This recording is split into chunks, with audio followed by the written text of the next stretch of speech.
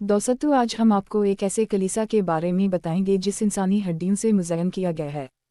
ये कलीसा पुर्तगाल के शहर एवारा में वाक़ा है और इसका नाम कैपिला डो सोसूस है। ये कलीसा 18 मीटर लंबा और 11 मीटर चौड़ा है। इस कलीसा की अंदरूनी दीवारों को इंसानी खोपड़ियों, हड्डियों और ढांचों से मुज़य्यन किया गया है। बाज़ लोगों का कहना है कि ये कलीसा पोप फ्रांसिस्कानी नैंदिल्स में मारे गए मुसलमानों की हड्डियों से मुज़य्यन किया था और इस कलीसा को बनाने के लिए 5000 मुसलमानों की हड्डियों के ढांचों को इस्तेमाल किया गया था। इन मुसलमानों को अनदलस के सुक़ूत के बाद नस्रानियत कबूल ना करने पर कत्ल किया गया था।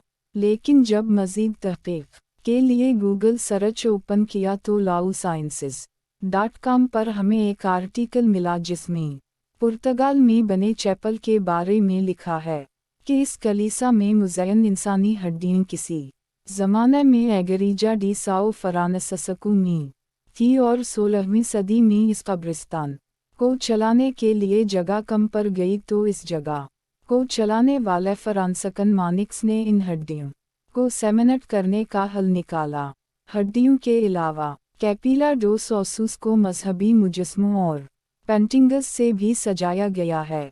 तारीफ में छपे राज़ों से इस बात का अंदाज़ा लगाना मुश्किल है कि ये ढांचे ईसाई राहबों के हैं जिन को चर्च में मदफून राहबों की कब्रों को उखाड़ कर जुमा किया गया था या अनदलस में शहीद किए गए मुसलमानों की हैं। अब ये कलीसा सयाहों के लिए खोला जा चुका है। इस कलीसा की एक ख़ास बात यह है कि इसकी दीवारों पर 2 खुशक लाशें भी लटकी हुई हैं। कुछ लोगों का ख्याल है कि ये लाशें एक माँ और इसके बच्चे की हैं जिनको एक शख्स ने जादू के ज़रिए कत्ल करवा दिया था, और बाज़ लोगों का ख्याल है कि इनको गिला घूंट कर कत्ल करके सिखाया गया था। 16वीं सदी का यूरोप जादू की ऐसी लाखों सच्ची और मनगढ़ंत कहानियों से भरा पड़ा है। इस कलीसा की एक ख़ास बात और भी है कि इसके दरवाज़े पर एक मंकूला लिखा हुआ है, हमारी हड्डियाँ यहाँ तुम्हारी हड्डियों का इंतज़ार कर रही हैं।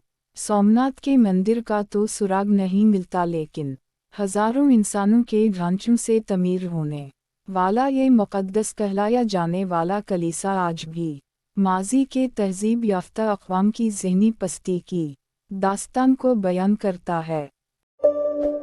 मेरी वीडियो पसंद आए तो लाइक, शेयर एंड सब्सक्राइब करें और बेल आइकन पर क्लिक करें। शुक्रिया।